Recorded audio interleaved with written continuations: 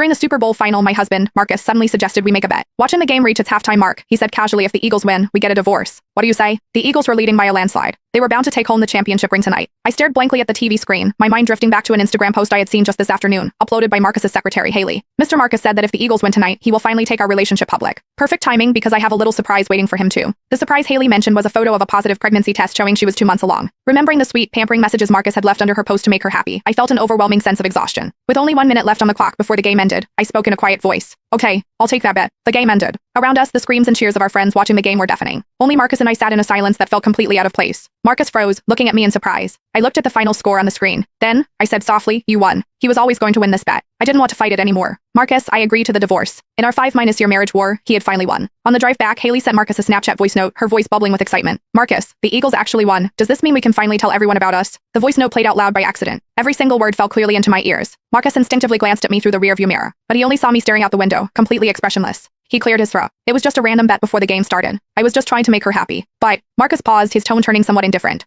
Since I've been with her for so long, I guess it really is time to marry her. I gave a quiet have your lawyer draft the papers. Seemingly not expecting me to agree so easily, Marcus was slightly taken aback. Then he said, there's no need to rush it like this. I met his gaze calmly. We wouldn't want to delay your big announcement. It's better to sign the papers as soon as possible. After all, she's been waiting quite eagerly. I wasn't lying. Haley had been with him for 3 years, but she had never gotten the chance to show him off publicly. As long as Marcus and I were married, he couldn't bear to let Haley be labeled a homewrecker. Marcus stared at my face, trying to read my expression, but I was too exhausted. I just closed my eyes. I didn't want to say another word. As we neared the house, Marcus suddenly said, the power went out at Haley's place. She's terrified of the dark. I need to go over and keep her company. Okay, just draw me off at the next intersection, I said, not even looking at him. I was already too used to this. Marcus hesitated. Only after I stepped out of the car did he say, I might not come back tonight. I nodded, my face completely calm. Okay? After Marcus's car drove away, I stood on the sidewalk for a while. My phone buzzed. It was a Snapchat message from my best friend, Amber. Did you and Marcus leave early? I can't find you guys at the party. Marcus had hesitated for a long time about coming to this game tonight. Maybe out of guilt or maybe remorse, he had still ended up coming with me. I replied to Amber. Yeah. Amber replied instantly. Because of Haley? Why won't that girl just disappear? She's just a secretary. Has Marcus lost his mind? Maybe he had. I didn't know when things had started to change between Marcus and me. When did it begin? Probably when his work got too busy, and we talked less and less.